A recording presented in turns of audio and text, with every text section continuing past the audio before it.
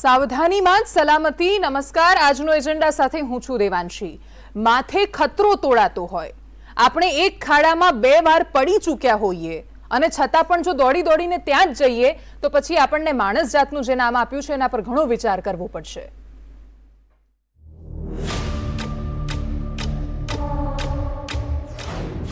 હવે સમય છે સાવધાન થઈ જવાનો.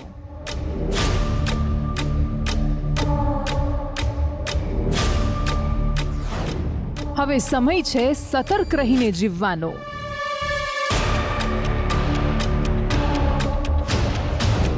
કેમ કે આવી ગયો છે દુશ્મન રૂપ બદલીને.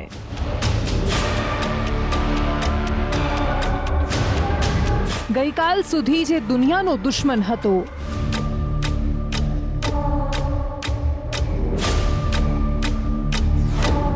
આજે એ ગુજરાત સુધી પહોંચી ગયો.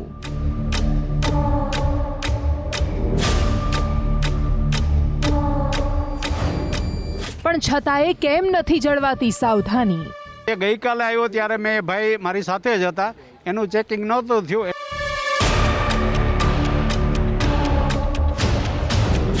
કેમ તંત્ર પણ છે નિશ્ચિંત?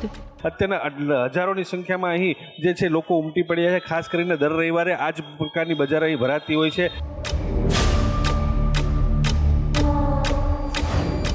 કેમ લોકો બન્યા છે બેફામ?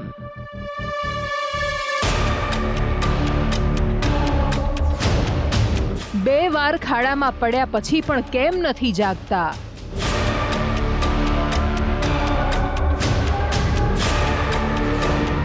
આ બહાદુરી ભારે પડશે. હવે છે એક જ વાત, સાવધાનીમાં જ સલામતી. અને એક બાજુ આ ચર્ચાની શરૂઆત કરવી છે, પણ એ પહેલા થોડી મિનિટો પહેલા જે સમાચાર સામે આવ્યા એના પર નજર કરીએ. રાજસ્થાન, આપણું પડોશી રાજ્ય, ત્યાંથી કેસ આવવાની શરૂઆત થઈ ગઈ છે. મહત્વના સમાચાર, મહારાષ્ટ્રમાં કેસ હતા, એના પછી રાજસ્થાનમાં એની શરૂઆત. રાજસ્થાનમાં 9 દર્દીઓ ઓમિક્રોનથી સંક્રમિત થયા છે. કોરોનાના કેસ તો છે જ, પરંતુ જે લોકો ઓમિક્રોન વેરિયન્ટથી સંક્રમિત થઈ રહ્યા છે એમની આ વાત છે. અને આ વેરિયન્ટથી સંક્રમિત થયા હોય એવા 21 દર્દીના નામ સામે આવ્યા છે. આખા દેશમાં આટલા લોકો સંક્રમિત થયા છે. દક્ષિણ આફ્રિકાથી આવેલા 4 મુસાફરો ઓમિક્રોનથી સંક્રમિત થયા હતા. દિલ્હીમાં પણ એ જ રીતે કેસ સામે આવી રહ્યા છે. મહારાષ્ટ્રમાં વધારે 7 લોકો ઓમિક્રોનથી સંક્રમિત છે. ગુજરાતમાં પણ સ્થિતિ સારી નથી. ભલે અત્યારે એક કેસ હોય, પરંતુ બીજા 2 લોકોના સેમ્પલ મોકલવામાં આવ્યા છે. અને જેમ સમય આગળ વધશે એમ આપણને ખબર પડવાની છે કે જેને આ ઓમિક્રોનને કેમ એવું કહેવામાં આવે છે કે આ દુનિયાનો સૌથી વધારે સંક્રામક વાયરસ છે, બહુ જલ્દી સંક્રમણ ફેલાવે છે.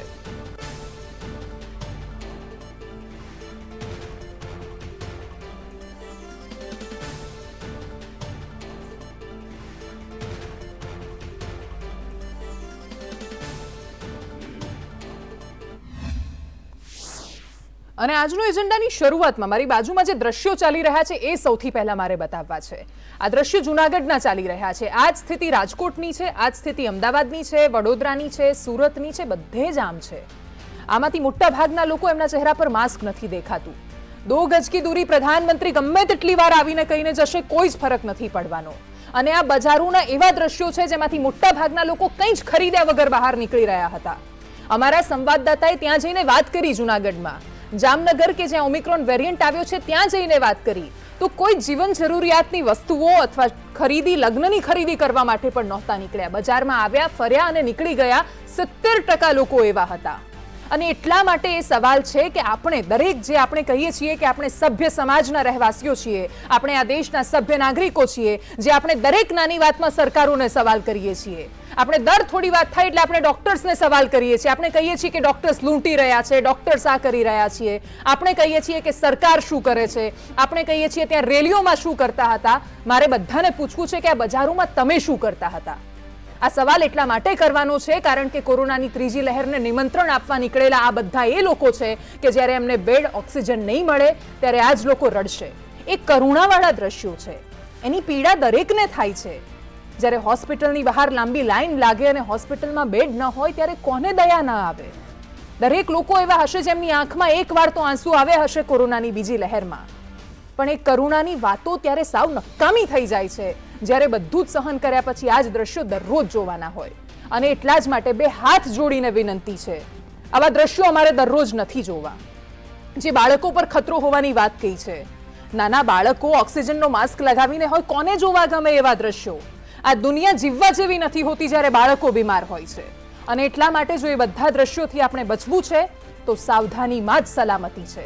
ચર્ચાની શરૂઆત કરીશું. આપણી સાથે મનોજ અગ્રવાલ, આરોગ્ય વિભાગના અગ્ર સચિવ છે, સાથે જ ડોક્ટર દિલીપ ગઢવી જોડાયા છે, પ્રમુખ છે એએમએના, ડોક્ટર જીગર શાહ છે, જોઈન્ટ સેક્રેટરી છે એચએનએના, સાથે ડોક્ટર રાકેશ જોશી છે, સિવિલ સુપ્રિન્ટેન્ડન્ટ છે. અને ચર્ચાની શરૂઆત કરીશું. અને મનોજ અગ્રવાલ આપણી સાથે જોડાયા છે. સર, એ સવાલની સાથે સૌથી પહેલા આવવું છે. ખાસ વાત રાજકોટની કરવી છે કે રાજકોટમાં રાજ્યસભાના સાંસદ રામ મોકરિયા સામે આવીને એવું કહી રહ્યા છે કે હું એરપોર્ટથી જ્યારે આવ્યો ત્યારે મારી સાથે કેનેડાથી આવેલા, વિદેશથી આવેલા વ્યક્તિનું પણ ચેકિંગ નથી થઈ રહ્યું. એમની ફરિયાદ છે કે એરપોર્ટ પરથી લોકો એમનેમ ઘૂસી આવી રહ્યા છે શહેરમાં. કેટલાય લોકો એવા છે કે જે એરપોર્ટ પર પોતાનું સાચું એડ્રેસ નથી આપી રહ્યા અને પછી એ લોકો શહેરમાં આવીને અચાનક ગુમ થઈ જાય છે. એમની તપાસ નથી થઈ રહી. તો આ સ્થિતિ જો બનતી રહેશે તો પછી આપણે એક ખરાબ સમય તરફ આગળ વધી રહ્યા છીએ એવો ડર કેમ ન લાગે કોઈને?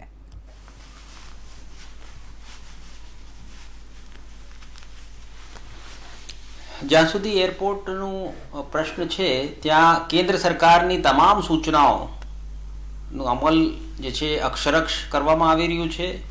એના માટે કોઈ છૂટછાટ નથી. એમાં જે 12 દેશો અને યુરોપના તમામ દેશો એની યાદી પ્રસિદ્ધ કરવામાં આવી છે અને ત્યાંથી આવતા તમામ યાત્રિકોનું જે એક આરટીપીસીઆર ટેસ્ટિંગ જે છે કરવામાં આવે છે. અને જે નોટ એટ રિસ્ક દેશો છે એમાંથી 2% રેન્ડમ ટેસ્ટિંગ પણ કરવામાં આવે છે. એટલે એ પ્રશ્ન ઉપસ્થિત થતો નથી કે કોઈ યાત્રિક જે છે એથી બહાર રહી જાય. હવે કેનેડા એ યાદીમાં એટ રિસ્ક યાદીમાં નથી. તો સ્વાભાવિક છે કે જે કેનેડાથી જે આવી હશે યાત્રિક એ નોટ એટ રિસ્ક દેશમાંથી આવી હશે. એટલે એમાંથી 2% લોકો એ લોકોએ ચકાસ્યા હશે અને એ પ્રમાણે આરટીપીસીઆર ટેસ્ટિંગ થયું હશે. જ્યાં સુધી પ્રશ્ન છે કે જે લોકો છે એ અમુક વાર સાચા એડ્રેસ આપતા નથી, તો મારે લોકોને એમાં સાથ સહકાર આપવાની અપીલ છે, વિનંતી છે. કેમ કે આપણે જાણીએ છીએ કે કોરોનાને પ્રસરવાથી અટકાવવા માટે તમામ પબ્લિક, તમામ લોકો જ્યારે એક રીતે, સરખી રીતે અને જે પ્રમાણે WHO કેન્દ્ર સરકારની સૂચનાઓ સલાહો આવે છે એનો અમલ થાય, જેમાં માસ્ક પહેરવું, ઉચિત દૂરી બનાવી રાખવું, સેનિટાઈઝર વાપરવું અને ઇમ્યુનાઇઝેશન, રસીકરણ કરાવવું. એટલે એ પ્રમાણેની કામગીરી બધાએ કરવી જોઈએ. અને જ્યારે સરનામું માંગવામાં આવે તો પણ સાચું સરનામું આપવા જોઈએ. તો જ બિનજરૂરી જે એ પ્રસરે એ અટકી જશે. એમાં બધાનો સાથ સહકારની જરૂરિયાત છે. બિલકુલ, ડેફિનેટલી. કારણ કે અહીંયા જેટલા લોકો બેઠા છે, અહીંયા 3 નામાંકિત ડોક્ટર્સ આપણી સાથે છે ગુજરાતના. મનોજ અગ્રવાલ આરોગ્ય વિભાગના અગ્ર સચિવ છે અને આ બધા જ લોકો તમને માર્ગદર્શન આપી શકે કે તમે આમ કરો અથવા તમે ન કરો. એ તમારા ઘરે ઘરે નથી આવી શકવાના. એક એક વ્યક્તિની પાછળના ડોક્ટર્સ જઈ શકવાના છે, ના અધિકારીઓ જઈ શકવાના છે, ના સરકારના નેતાઓ જઈ શકવાના છે. અને એટલે જ આપણે હંમેશા આપણા હક માટે જો અવાજો ઉપાડતા હોઈએ તો આપણી ફરજો તો આપણે નિભાવવી જ પડે. જો આપણે એરપોર્ટ પર પછી ખોટા એડ્રેસ આપીને જઈએ છીએ, ટેમ્પરેચર ચેક કરવાનું હોય તો ઉતરતા પહેલા પેરાસિટામોલ ગળી લઈએ છીએ, તો પછી એ નુકસાન અલ્ટિમેટલી આપણે આપણી જાતની સાથે સમાજને પણ કરી રહ્યા છીએ. પણ ડોક્ટર રાકેશ જોશી, અમદાવાદ સિવિલમાં બધાને યાદ છે એ દ્રશ્યો કે જ્યારે કોઈને બેડ નહોતો મળતો, એટલી ખરાબ હાલત હતી અને લોકો માંડ હવે થોડા રિલેક્સ થયા, એવું લાગ્યું કે બધું સારું થશે. અને ઉપરથી આ ઓમિક્રોનનો હવે ખતરો તોડાઈ રહ્યો છે. તો એની માટે સિવિલ કેટલી સજ્જ છે, ન કરે નારાયણને સ્થિતિ ખરાબ થાય તો. અને એની સાથે લોકોના જે રીતે દ્રશ્યો આવી રહ્યા છે એ જોતા ડર લાગવો કદાચ સ્વાભાવિક છે. આપની વાત તદ્દન સાચી છે. સેકન્ડ વેવ આપણે જોયો જ છે અને આપણે સૌએ જોયું છે કે કેટલા હદે લોકો સંક્રમિત થયા હતા. એ ટાઈમે ઓક્સિજન બેડની અવેલેબિલિટી પૂરા રાજ્યમાં એવું કહીશું કે બેડ ખૂટી પડેલા એવી પરિસ્થિતિ આવેલી. એમાંથી આપણે બહાર આવ્યા. સરકારની જે આગોતરી તૈયારી અને જે ગાઈડન્સ હતું એના નીચે આખી હેલ્થ કેર ટીમ વર્ક કરતી હતી. રાત દિવસ હેલ્થકેર વર્કરોએ પોતાની જાતની ચિંતા કર્યા સિવાય કામ કર્યું છે અને આપણે એમાંથી બહાર નીકળ્યા. બહાર નીકળ્યા પછી આપણે સૌએ જોયું છે કે દિવાળી પહેલા જે શોપિંગની ખરીદી હતી, દિવાળી સમયે જે રીતે લોકો બહાર જતા હતા, ફરવા નીકળ્યા છે, પોતાના નાના બાળકોને લઈને ગયા છે. આપણે સૌ જાણતા હતા કે દેવ દિવાળી સુધીનો પીરિયડ આપણા માટે થોડોક જોખમી સાબિત થશે. થોડા ઘણા કેસીસ વધ્યા રાજ્યમાં અને અમદાવાદમાં, પરંતુ હું આપને ચોક્કસથી કહીશ કે ગવર્મેન્ટ ઓફ ગુજરાતની એ એગ્રેસિવ વેક્સિનેશન ડ્રાઈવના હિસાબે કદાચ આપણે એવું કહીશું કે આ પરિસ્થિતિમાં કાબૂની પરિસ્થિતિમાં આવ્યા છીએ. અત્યારે પણ આપણે જોઈએ છે કે જેટલા લોકો સંક્રમિત થાય છે એ લોકોને હોસ્પિટલાઇઝેશનની જરૂર પડતી નથી. સિવિલ હોસ્પિટલની જ વાત કરીશ તો છેલ્લા ઘણા બધા મહિનાઓ સુધી એક પણ પોઝિટિવ દર્દી નહોતો આવેલો. છેલ્લા 15 દિવસમાં કહીશ તો માત્ર ને માત્ર એક એડમિશન છે. આ બધું જ એ વેક્સિનેશનને ફાળે જાય છે અને એ એવા લોકોને ફાળે જાય છે જે જાગૃત નાગરિકના ફાળે જાય છે કે જે લોકો કોવિડ એપ્રોપ્રિએટ બિહેવિયરનું પાલન કરે છે. આપણે સૌએ દિવાળીનો સમય જોયો જ છે. નવો વેરિયન્ટ આવ્યો છે અને ચિંતાજનક એટલા માટે છે કે WHO એને વેરિયન્ટ ઓફ કન્સર્ન ડિક્લેર કર્યો છે. એ વધુ ચેપી હોઈ શકે છે. આપણે સૌએ એટલું ધ્યાન રાખવાનું છે કે કોરોના હજુ આપણી વચ્ચે છે, કોરોના ગયો નથી.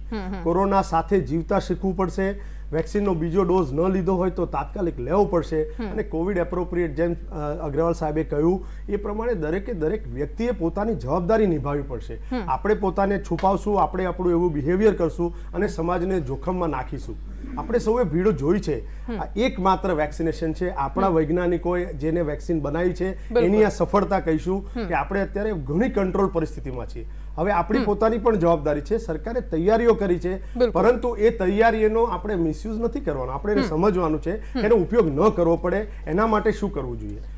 બિલકુલ ઓમિક્રોનને સમજવો છે, એના વિશે કેટલીક માહિતી જાણવી છે, પણ એ પહેલા મનોજ અગ્રવાલ સર છે એમની પાસે જવું છે અને વાત એ જ છે કે જો સર આપણા દેશમાં અથવા આપણા રાજ્યમાં કે કોઈ પણ સમાજમાં નાગરિકો એટલા જ હોશિયાર હોત તો કદાચ મને નથી લાગતું કે એમના ઉપર આપણે દંડ અથવા નિયમોની કોઈ સંહિતા લાગુ કરવી પડત. આપણે ત્યાં લોકો નથી સમજતા, એ તો આપણને દેખાઈ જ રહ્યું છે. બાકી કોઈ કયા માણસ એવા હોય કે જે એરપોર્ટ પર ઉતરે અને પછી ટેમ્પરેચર ન આવે એટલા માટે પેરાસિટામોલ ખાઈને પછી સિસ્ટમને છેતરીને નીકળી જાય અથવા એડ્રેસ ખોટા લગાવે. અને એના માટે હવે કડકાઈ કરવી જરૂરી નથી લાગી રહી તમને? થોડી માપમાં, પરંતુ કડકાઈ.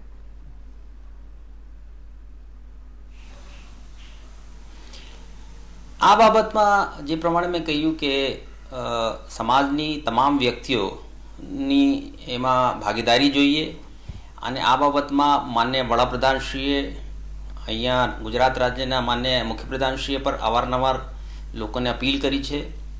સાથોસાથ પોલીસના સહયોગથી જે લોકો માસ્ક વગર અથવા કેટલા લોકો ભેગા થઈ શકે એ જોગવાઈઓનું અગર ભંગ કરતા હોય તેમની સાથે કરોડો રૂપિયાનું દંડ પણ કરવામાં આવ્યું છે. પણ એ વાત પણ એટલી સાચી છે કે એમાં સામેથી લોકો પોતાનું સાથ સહકાર આપશે તો એ સમાજ માટે વધારે સારું રહેશે.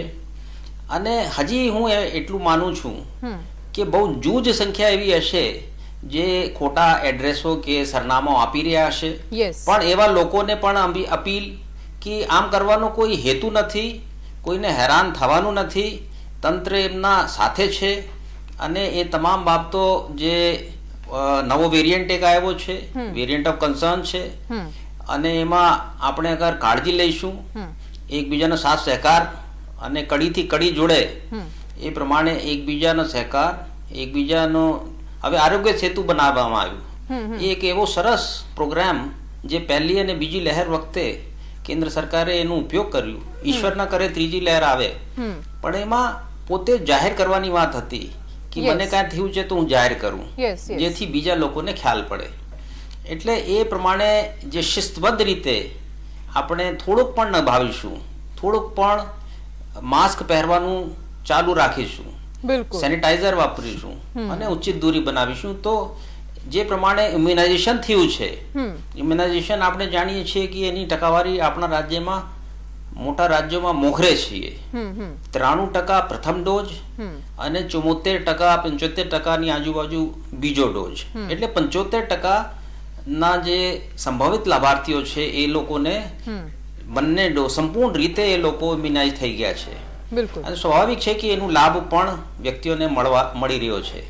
એમાં પણ લોકોના સાથ સહકારની જરૂર છે, કેમ કે હજી સુધી કોઈ પણ સરકારે ભારતમાં એને ફરજિયાત રસીકરણને બનાવ્યું નથી. કદાચ બનાવવાના ની કોઈ વિચારણા પણ નથી, પણ રસીકરણ સામેથી કરાવી લે અને મહત્તમ રસીકરણ થાય તો એ સુરક્ષા કવચ બનશે. બીજો માસ્ક પહેરવું સુરક્ષા કવચ બનશે. એટલે શિસ્તથી આપણે સાથે મળીને ટીમ તરીકે જે કહીએ છીએ તો પછી એ પ્રસરવાથી બચી શકશું અને આ મહામારી છે એથી બચી શકશું. આપણે બીજો લહેર જોયો છે અને એ ખતરો હજી ટળ્યો નથી અને હજી અહીંયા જ છે અને એની તજજ્ઞો એક્સપર્ટ્સ એ બધા કહે છે એની સાથે આપણે રહેવાનું શીખવું પડશે. તો એમાં એ પ્રમાણેના અમુક જે આપણે તકેદારીઓ છે એ રાખવી પડશે. હવે ઓમિક્રોન વેરિયન્ટ કેટલો ટ્રાન્સમિસિબલ છે, કેટલી ઝડપથી પ્રસરે છે એ બાબતની તજજ્ઞો જે છે એ સંશોધન કરી રહ્યા છે. WHO ટૂંક સમયમાં એ બાબતની માહિતી આપણને આપશે, તે પ્રમાણે એનું અમલ કરીશું. બિલકુલ. ડોક્ટર દિલીપ અને ડોક્ટર જીગર પાસેથી મારે ખાસ એ જાણવું છે કે આ ઓમિક્રોન કેવી રીતે પ્રસરશે, કેવી રીતે અસર કરશે, જે નિયમો છે એ પૂરતા છે કે કેમ. પણ હાલ વિરામનો સમય થયો છે, પણ જે રીતે વાત થઈ કે આપણે ત્યાં ફરજિયાત રસીકરણ નથી કરવામાં આવ્યું ને એટલે જો દરેક વસ્તુ જો ફરજિયાત જ લાગુ કરાવવી પડે તો માણસ અને ઘેટા વચ્ચે ફરક શું રહેશે? આપણે એના પર પણ તો વિચાર કરવો પડશે. જે 7% લોકો બાકી છે વેક્સિનેશનમાં એમણે આ વિચાર કરવાનો છે. અને ડોક્ટર જીગર, એ સવાલની સાથે કે જેમ કે આજે સાંસદ જ ઉદાહરણ આપી રહ્યા હતા કે એમની સાથે એક વ્યક્તિ આવી રહ્યા હતા એરપોર્ટ પર, એ કેનેડાથી હતા, એટ રિસ્ક નથી એટલા માટે એમને ચેક ન કરવામાં આવે ને જવા દીધા. પણ એવું કેવી રીતે માની લેવાનું કે કેનેડામાં પણ હવે સંક્રમણ નહીં આવે અથવા બીજે ક્યાંયથી નહીં આવ્યા હોય? ચોક્કસ આ બહુ જ ઇમ્પોર્ટન્ટ ક્વેશ્ચન છે, કારણ કે એરપોર્ટ પર ઘણા બધા લોકો હવે શું છે કે 2 વર્ષથી આ ચાલી રહ્યો છે COVID-19, એટલે બહારથી આવનારા લોકો પણ એવું સમજી ગયા છે કે આપણે જો હાઈ રિસ્ક કન્ટ્રીમાંથી આવતા હોઈશું ને તો આપણો RT-PCR ને બધું થશે. એટલે so many people they take a different route as well. એટલે એ લોકો શું કરે છે કે નોન હાઈ રિસ્ક કન્ટ્રીમાં જઈને ત્યાંથી પછી ઇન્ડિયામાં પ્રવેશ કરે છે. એટલે ઇન ધેટ કેસ આપણે તો એરપોર્ટ પર આવનાર દરેક વ્યક્તિ માટે ચેક રાખવો જ પડે. હવે તમે એ વખતે RT-PCR કરો, બધાના RT-PCR કરો, પણ ઘણા બધા પેશન્ટ કદાચ વિન્ડો પીરિયડમાં હોય એવું પણ બની શકે. એટલે એ પેશન્ટ્સને એમના ઘર સુધી ટ્રેસ કરવા અને મિનિમમ 7 to 14 ડેઝ સુધી એ લોકોને હોમ આઇસોલેશનમાં સ્ટ્રિક્ટલી રાખવા.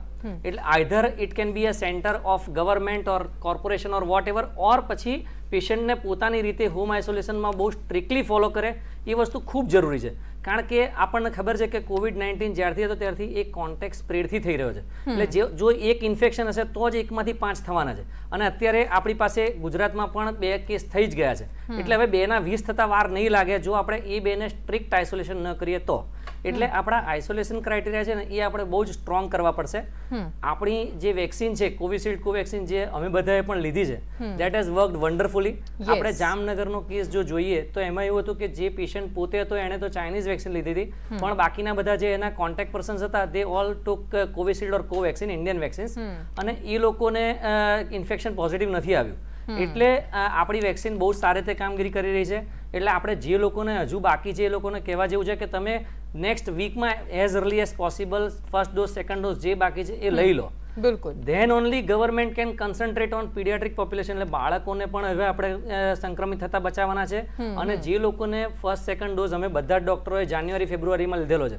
એટલે બુસ્ટર ડોઝ માટેની પણ ગાઈડલાઇન્સ નજીકના ભવિષ્યમાં કદાચ આવશે. તો જો પ્રાઇમરી વેક્સિનેશન આપણું સારું હશે તો જ આપણે એના પર કોન્સન્ટ્રેટ કરી શકીશું.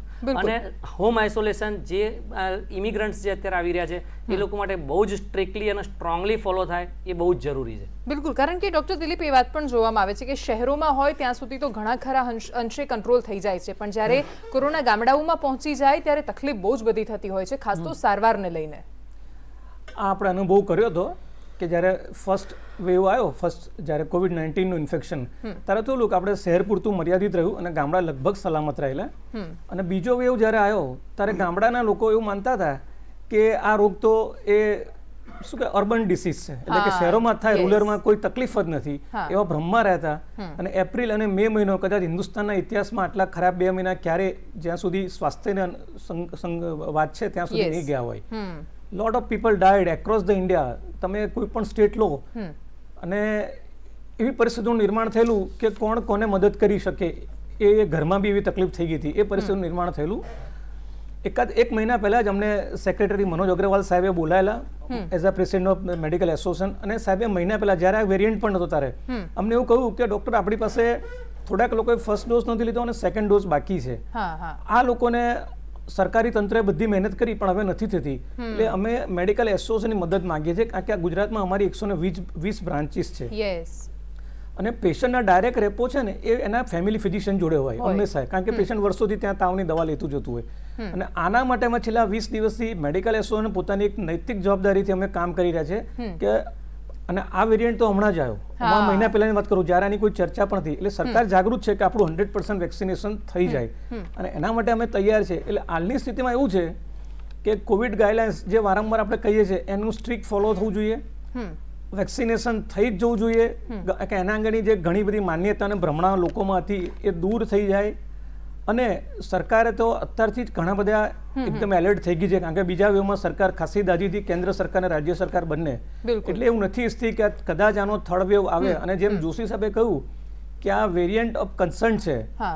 ડેલ્ટા વેરિયન્સમાં પણ એવું હતું, શરૂઆતમાં જ્યારે હતો ને ડેલ્ટા વાયરસ ત્યારે આટલો ઘાતક નહોતો, પછી એમાં જે સ્પાઇક પ્રોટીનમાં ચેન્જીસ થયા અને એટલો ઘાતક બન્યો અને એટલી મોર્ટાલિટી લાવ્યો કે ભાઈ કોઈ પણ કુટુંબ એવું નહીં હોય કે એને એક વ્યક્તિના ખોયું હોય. બિલકુલ. અને એટલા માટે મનોજ અગ્રવાલ સર, એ સવાલ, કારણ કે ડોક્ટર્સ પણ જે રીતે સજેશન આપી રહ્યા છે અને એ સ્થિતિ રહેવાની કે આપણે માનીએ કે કેનેડા એટ રિસ્કમાં નથી, પરંતુ આપણને ખબર નથી હોતી કે કયા દેશમાંથી કયો વ્યક્તિ કેવી રીતે સંક્રમણ લઈને આવે છે. ને એટલા માટે આપણા દેશમાં રહેતા લોકોને જો આપણે એ દિશામાં ન જવા દેવા હોય તો પછી વિદેશથી આવતા લોકોનું સ્ક્રીનિંગ તો એટલીસ્ટ થવું જોઈએ.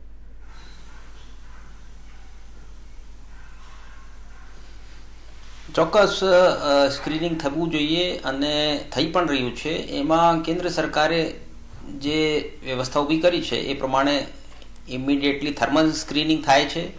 આપે એમાં વાત કરી કે પેરાસેટામોલ લઈને આવી જાય છે, તો બધાને મારી અપીલ છે કે એ પ્રમાણે ન કરાય. એ જાતે તમે જોખમમાં મૂકો છો, આખા સમાજને જોખમમાં મૂકો છો, તમારા કુટુંબને પણ જોખમમાં મૂકો છો. બીજું છે કે બીજી જે કાળજીઓ લેવામાં આવે તો આનું પ્રસારણ જે છે એ અટકશે. અને યાત્રિકો થર્મલ સ્ક્રીનિંગ થાય છે, પછી એમનું RT-PCR ટેસ્ટિંગ એ લેવામાં આવે છે. જે નેગેટિવ આવે છે એ એટ રિસ્ક વાળા હોય તો એમને હોમ ક્વોરન્ટાઇનની હાલમાં વ્યવસ્થા છે. હવે એ હોમ ક્વોરન્ટાઇન સ્વાભાવિક છે કે એમાં મુવમેન્ટ કરવાની એમને ઈચ્છા થતી હોય, પણ એને દબાવીને હું અવારનવાર કહી રહ્યો છું કે સાથ સહકાર જોઈએ, ટીમવર્ક જોઈએ, અને એમાં ન નીકળાય. પછી બીજું છે કે જે એમના પાસપોર્ટ ઉપર જે એડ્રેસ અગર ઇન્ડિયાનું હોય, દેશનું હોય, તો એ પ્રમાણે જ પછી એ એડ્રેસ લેવામાં આવે છે. અને ગઈકાલે જે માન્ય મુખ્યમંત્રીશ્રીની અધ્યક્ષતામાં તાત્કાલિક ઓમિક્રોન જ્યારે બહાર આવ્યું, ત્યારે ઓમિક્રોનનો કેસ જ્યારે પુરવાર થયો ત્યારે તાત્કાલિક મીટિંગ થઈ, અને એમાં પોલીસના વડાને પણ એમ કહેવામાં આવ્યું કે તેઓશ્રી જે કલેક્ટરો, મ્યુનિસિપલ કમિશનરો, DDOs એ અધિકારીઓને સાથ સહકાર આપે કે અગર જરૂર પડે તો માઇક્રો કન્ટેનમેન્ટ ઝોન ત્યાં બનાવવામાં આવે, અને ત્યાં એવો બંદોબસ્ત કરવામાં આવે કે તમામ જરૂરિયાતની વસ્તુઓ એમને ત્યાં જ મળે. પછી ઓચિંત રેન્ડમલી ત્યાં જઈને મ્યુનિસિપલની ટીમો, કલેક્ટરેટની ટીમો અને પોલીસની ટીમો પણ જઈને મુલાકાત લે કે વ્યક્તિ ઘરમાં છે કે કેમ. અને એમના જે બીજા કુટુંબના લોકો છે એ પણ એમને સતત કહેતા રહેવા જોઈએ કે ઘરથી બહાર નીકળવું નથી, એકબીજાને મળવું નથી, અને તમામ કોરોના ઉચિત બિહેવિયર જે છે એ આપણે ચાલુ રાખીએ. એ ખૂબ અગત્યનું છે. હા, બિલકુલ. આ વાત માનવી એટલા માટે પણ જરૂરી છે. બિલકુલ, એટલા માટે સમયની મર્યાદા છે. Thank you so much Agarwal sir, અમારી સાથે જોડાયા અને તમે આ જે વાત છે એ લોકો સુધી પહોંચાડી. કારણ કે આ બધા જે પગલાં લેવાની વાત થઈ રહી છે, શરૂઆતમાં જે ડર હતો એ ફરી એકવાર લોકોના મનમાં ડરના સ્વરૂપે નહીં પણ સાવચેતીના સ્વરૂપે તો આવવું જોઈએ. ડોક્ટર રાકેશ, સરકારનું, સિવિલ હોસ્પિટલનું, તંત્રનું, અધિકારીઓનું બધાનું કામ છે કોઈ વ્યક્તિ બીમાર પડે તો પછી એને સારવાર આપવી, કાં તો વેક્સિન એના સુધી પહોંચાડવી. પણ લોકો બીમાર ન પડે એ માટે એ લોકોએ ધ્યાન નહીં રાખવું પડે જાતે. ચોક્કસ આપની વાત એકદમ સત્ય છે, કેમ કે સરકાર પોતાના તરફથી તૈયારીઓ કરી છે. હું એમ કહીશ કે તૈયારીઓ છેલ્લા 3 મહિનાથી કરેલી છે. જેવી સેકન્ડ પીક પૂરી થઈ ત્યારથી જ સરકારે ત્રીજી વેવ આવશે, પેન્ડેમિક છે, થર્ડ વેવ આવવાની આશંકા સાથે તૈયારીઓ પહેલાથી જ કરી રાખેલી. બેડની વ્યવસ્થા, oxygen concentrator, oxygen generation plant, એવું કહીશું કે ગુજરાતમાં દરેકે દરેક હોસ્પિટલને આવરી લીધી. દવાઓ પૂરતા જથ્થામાં સેપરેટ કરી દીધી, સલામત કરી દીધી, બધા ક્લાસ 1 to ક્લાસ 4 ને ટ્રેનિંગ આપી દીધી. હવે સરકાર તરફથી એકદમ આપણે કહીશું ને કે હર ઘર દસ્તક એવા એગ્રેસિવ વેક્સિનેશન થયું અને આપણે સૌ જાણીએ છીએ કે 8 કરોડથી વધારે સાહેબે ઓલરેડી આપણને કહ્યું કે કેટલું બધું વેક્સિનેશન સરકાર તરફથી કરવામાં આવ્યું છે, એટલે કે તૈયારીઓ છે. પરંતુ સૌથી મહત્વની અગત્યની વાત છે કે લોકોનો સાથ સહકાર. દરેક વ્યક્તિએ એક્ટિવ થવું પડશે, પ્રોએક્ટિવ થવું પડશે. ઇનફેક્ટ માસ્ક પહેરવાનું ચાલુ રાખવું પડશે. વેરિયન્ટ ઓફ કન્સર્ન ડિક્લેર કરવાથી આપણે સાવચેત થઈ જવું પડશે અને આ સમય છે જ્યારે આપણે જો સાવચેતી બરતીશું તો એ કેસીસમાં વધારો થતો અટકાવી શકીશું. સવાર સુધી 5ના સમાચાર હતા અને અત્યારે અચાનક આપણે સાંભળી રહ્યા છીએ કે 5માંથી 21 કેસ આપણા દેશમાં થઈ ગયા છે. એટલે આ જે રીતનું કન્સર્ન છે વેરિયન્ટ એ પ્રમાણે ચેપી હોઈ શકે, વધારે ફેલાશે. ટાઈમ આપણને કહેશે કે એની પરિસ્થિતિ કેવી આવે છે, કેમ કે હજુ 24 નવેમ્બરે જે ડિટેક્ટ થયો છે.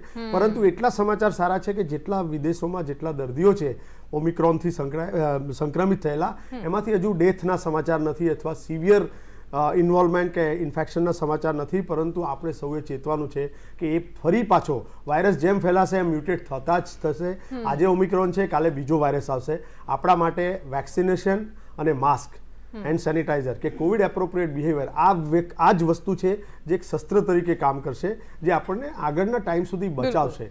જ્યાં સુધી કોવિડ પેન્ડેમિક છે, જ્યાં સુધી એનો અંત ડિક્લેર કરવામાં નથી આવતો, આપણે સૌએ ડેફિનેટ સાવચેત રહેવું પડશે. બિલકુલ. કોરોના વાયરસ પહેલા એવું હતું કે ગામમાં અથવા અપાર્ટમેન્ટમાં જો કોઈ એક કેસ પણ આવે સોસાયટીમાં તો બધા સ્તબ્ધ થઈ જતા, ઘરમાં પુરાઈ જતા. અને એટલે એટલું ડરવાનું કોઈ નથી કહેતું. પરંતુ હજુ પેન્ડેમિકમાંથી એપિડેમિકમાં તો ફેરવાયો નથી કોરોના. હજુ એમાં સમય છે. આપણને બધાને ખબર છે કે ગમે ત્યારે રૂપ બદલી શકે છે. ત્યારે આપણે ડરી ન જઈએ, પણ જ્યારે બહાર નીકળીએ તો માસ્ક સાથે નીકળીએ. આ બહુ જ સામાન્ય જવાબદારી છે આપણા નાગરિકો તરીકે. પરંતુ ડૉક્ટર જીગર, વાત વેક્સિનેશનની હોય, વાત એરપોર્ટ પરના બિહેવિયરની હોય, લોકોની હોય, આ બધી વાત આપણે કરીશું. પણ સાથે ઓમિક્રોન જે છે એના વિશે એ સમજવું છે કે ડેલ્ટા જ્યારે આવ્યો, હમણાં ચર્ચા થઈ હતી કે ત્યારે એ પણ શરૂઆતમાં સંક્રામક હતો પણ ઘાતક નહોતો, એનાથી ડેથ નહોતા થતા, અને પછી જે સ્થિતિ થઈ આખા દેશે જોઈ. ઓમિક્રોનમાં પણ એવું થઈ શકવાની સંભાવના ખરી? હવે ઓમિક્રોન જે છે એ 24 નવેમ્બરે ફર્સ્ટ ઓફ ઓલ સાઉથ આફ્રિકામાં આવ્યો છે. ત્યારથી આપણા ત્યાં હજુ લગભગ 2 કે 3 દિવસ જ થયા છે. ફર્સ્ટ કેસ કર્ણાટકમાં આવ્યો ને આપણે અત્યારે આજ સવાર સુધી 5 ને 21 કેસ હતા. ICMR જે આપણી સંસ્થા છે ઇન્ફેક્શન રિલેટેડ, બરાબર, એ અત્યારે એના પર રિસર્ચ કરી જ રહી છે. અને અત્યાર સુધી તો એના સિમ્ટમ્સ જે છે એમાં એટલા સિવિયર સિમ્ટમ્સ જોવા મળ્યા નથી. ઓલ ઓવર ધ વર્લ્ડ 1 મહિનો થઈ ગયો છે, છતાં પણ એનાથી કોઈ ડેથ થયું નથી. એટલે વાયરસ, ઓમિક્રોન વાયરસ સામે સાવચેતી રાખવાની જરૂર છે, તૈયારી કરવાની જરૂર છે, પણ ગભરાઈને પેનિક થવાની જરૂર નથી. આપણે જ્યારે પણ કંઈ પણ તકલીફ થાય, અમારે એક્સિડન્ટ સમય I am an orthopaedic surgeon, accident થઈ ગયો તો પછી એના પછીનો જે બેસ્ટ પોસિબલ ઓપ્શન્સ હોય એ આપણે તૈયારી રાખવાની હોય. નહીં કે એ કેમ થયું ને શું થયું. ઓમિક્રોન હેઝ કમ, એટલે હવે આપણે એના માટે શું બેસ્ટ કરી શકીએ એ આપણે તૈયારી કરવાની છે. આપણે 2 વર્ષથી હવે બધાને ખબર છે કે સોશિયલ ડિસ્ટન્સ, માસ્ક અને હેન્ડ વોશ કરવાના છે, વેક્સિન લેવાની છે. એ આટલું કરતા રહીએ. અને સાથે સાથે હવે ઓન બિહાફ ઓફ આહના, એટલે આહના તરીકે અમે એવું વિચારીએ કે અમારી ઓલમોસ્ટ મોર દેન 100 હોસ્પિટલ્સ છે જે એક કોવિડ કેર હોસ્પિટલ્સ છે. અમારી કોવિડ કેર કમિટી છે, જે લોકો જેમાં કોવિડના એક્સપર્ટ્સ છે, દે આર ઓલ ડિસ્કસિંગ કે આના માટેનું આપણે આગળ શું કરી શકીએ. હવે આપણે પેથોફિઝિયોલોજી ઓફ ધીસ વાયરસ આપણે વધારે સારી રીતે સમજીએ છીએ. એની ટ્રીટમેન્ટ છે એ પણ આપણે વધારે સારી સમજીએ છીએ કે એમાં બ્લડ ક્લોટ થવાની અને રેસ્પિરેશન, આ 2 જ મેઇન ઇન્વોલ્વમેન્ટ થાય છે, જેનું આપણને ટ્રીટમેન્ટ મોટાભાગની ખબર છે. મોર્ટાલિટી થઈ છે, નથી થઈ એવું નથી, પણ આપણને મોટાભાગના અંશે એની ટ્રીટમેન્ટ ખબર છે. એટલે પેનિક થયા વગર સાવચેતી રાખતા રહીએ. અને અમે આહનામાંથી એવું પહેલા પણ એ વખતે પણ અમે ઓક્સિજન બેંક પણ ચાલુ કરી હતી કે જેથી કરીને ઓક્સિજન માટેની અમદાવાદમાં ઓક્સિજનની સ્કેર્સિટીથી કોઈ પણ ડેથ નહોતું થયું. એટલે બાકીની બધી હોસ્પિટલ્સ વાળાએ પોતાના સિલિન્ડર્સ એ બેંકમાં ડોનેટ કર્યા. અને અમે મિડલ ઓફ ધ નાઇટમાં જ્યારે તકલીફ પડે તો એ ઓક્સિજન બેંકમાંથી ઓક્સિજન સપ્લાય કરતા. હાલની તારીખમાં પણ અત્યારે 3000 બેડ તૈયાર છે, જેને 6000 બેડ કેપેસિટી સુધી એક્સટેન્ડ કરી શકવાની તૈયારી છે. મારી તો ઓર્થોપેડિક અને પીડિયાટ્રિક હોસ્પિટલ છે. એટલે અમે અમારી હોસ્પિટલમાં જે 30 બેડ છે, અમે 30 બેડ એવા રાખેલા છે કે જેમાં ઓક્સિજનની ફેસિલિટી છે. એટલે હવે જે છેલ્લા 6 મહિનામાં almost all hospitals have taken care કે આપણે આ પ્રકારની પરિસ્થિતિ કંઈ પણ ઊભી થાય તો આપણે એનો સામનો બહુ સારી રીતે કરી શકીએ. એટલે હવે આપણે કંઈક અંશે તૈયાર છીએ. હા, બિલકુલ. ડૉક્ટર દિલીપ, હવે આપણે ત્યાં જે રીતે વાત કરી મોટા ભાગે કે લોકોના મનમાં શું હોય છે, અને ઘણીવાર મેં એવું સાંભળ્યા છે આસપાસના લોકોને પણ કહેતા કે કહે છે કે ઓમિક્રોનથી બીમાર પડાય છે પણ એનાથી કંઈ મરી નથી જવાતું કે આટલી ચિંતા કરવાની હોય. અમુક લોકો એવું પણ કહેતા હોય છે કે આપણને ખબર છે કે મેલેરિયાથી બીમાર થવાય પણ જનરલી એમાં ડેથ રેશિયો ઓછો છે અને એટલા માટે આ જે વાત છે એટલે મારે આ વસ્તુમાં થોડી સ્પષ્ટતા જોઈએ છે કે ઓમિક્રોનમાં પણ શું આગળ જતાં એની સંક્રામકતાની સાથે ઘાતકતા વધવાની સંભાવના શક્યતા ખરી?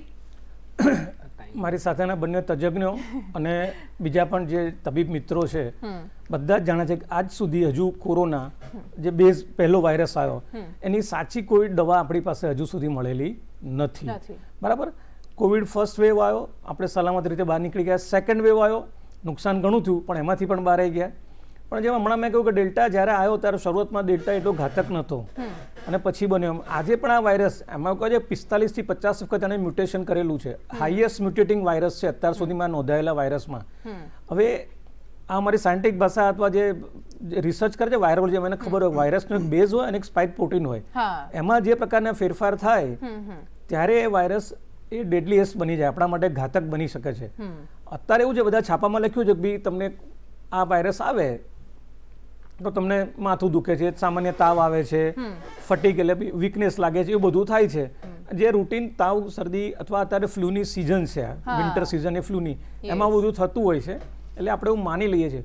પણ જ્યારે તમને એવું લાગે કે આ રોગ 3 દિવસ પછી પણ મારી રૂટીન ટ્રીટમેન્ટથી નથી મટ્યું ત્યારે ફેમિલી ફિઝિશિયને પણ એલર્ટ થઈ જવું જોઈએ અને દર્દીએ પણ એણે એનો RT-PCR કરી જ નાખવો જોઈએ અને જો જરૂર પડે તો એને CT સ્કેન કરી નાખવું જોઈએ કે ભાઈ આમાં કોઈ મને ન્યુમોનિક પેચ આવી નથી રહ્યો ને. આ બે વસ્તુ સામે તો કરવું જ જોઈએ.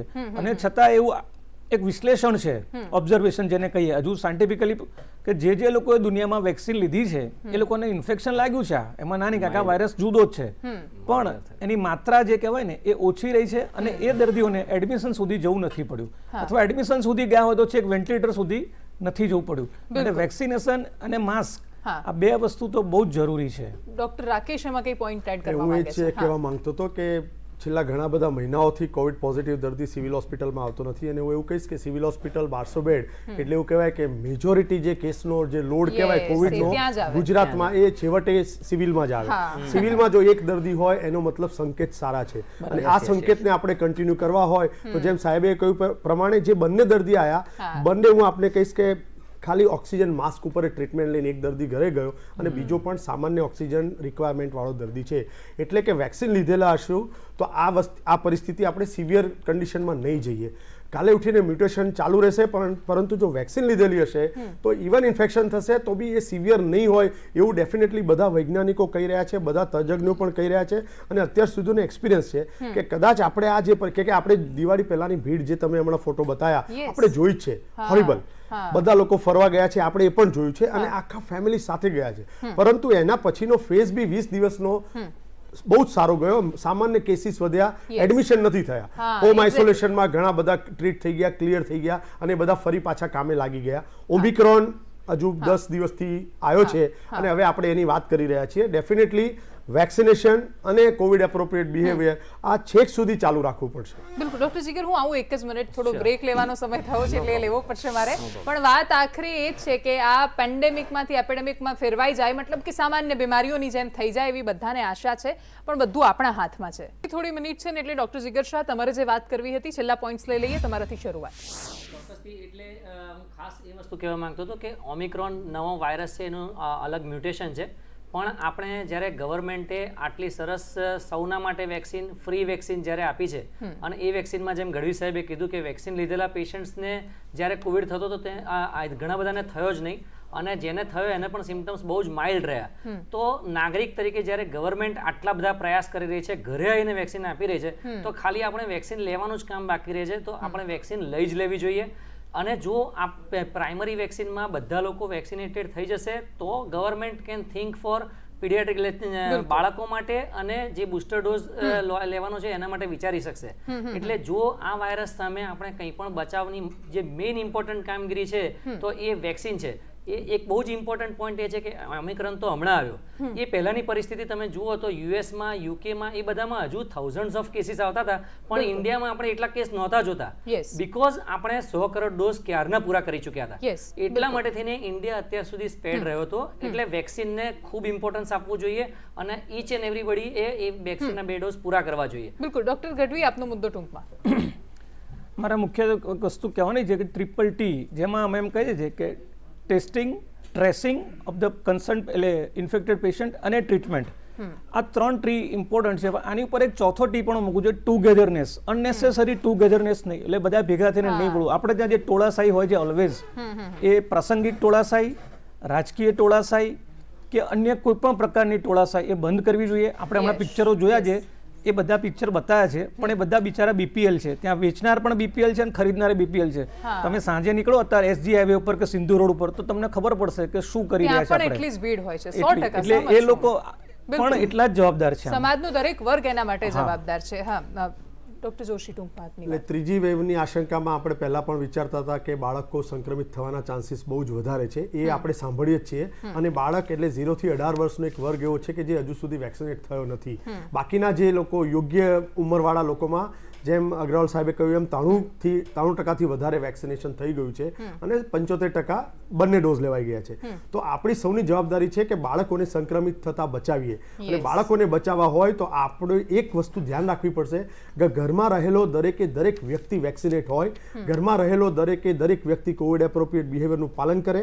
બાળકો જો સ્કૂલે જતા હોય, મોટા બાળકોને સમજાવી શકાય, સ્કૂલના એડમિનિસ્ટ્રેશન સાથે કોન્ટેક્ટમાં રહી ત્યાંના દરેકે દરેક લોકોએ પણ જો વેક્સિનેટ લીધી હોય, પ્રોપર ડિસ્ટન્સિંગમાં બાળકોને બેસાડે, તો આપણે સૌ બાળકોને ઇન્ફેક્ટ થતા બચાવી શકીએ છીએ. બાળકોની વેક્સિન ટૂંક સમયમાં આવવાની છે, પરંતુ આપણી સૌની જવાબદારી છે કે આપણે બાળકોને એક સુરક્ષા કવચ આપીએ. અને એ સુરક્ષા કવચ કે બાળકોની આસપાસ રહેલા દરેકે દરેક વ્યક્તિ જો વેક્સિનેટ થશે તો એ ઇન્ફેક્ટ નહીં થાય, અને ઇન્ફેક્ટ નહીં થાય તો એને સ્પ્રેડ નહીં કરે. અનનેસેસરી જરૂર ન હોય તો બાળકોને મોકલશો નહીં, અથવા ફેમિલીમાં જરૂર ન હોય ત્યાં બાળકોને લઈને જાઓ નહીં. ખરીદી કરવા જાઓ કે કોઈ પણ પ્રસંગમાં જાઓ, જરૂર ન હોય ત્યાં બાળકોને એક્સપોઝ ન કરશો. મોટા બાળકોને સમજાવો.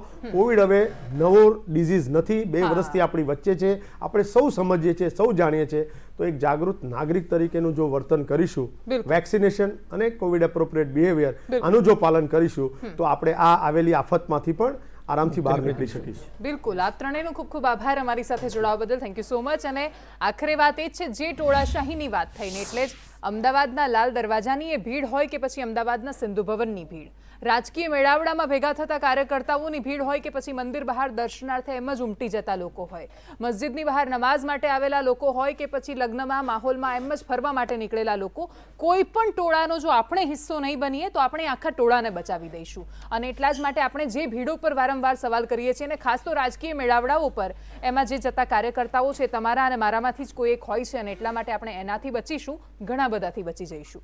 નમસ્કાર.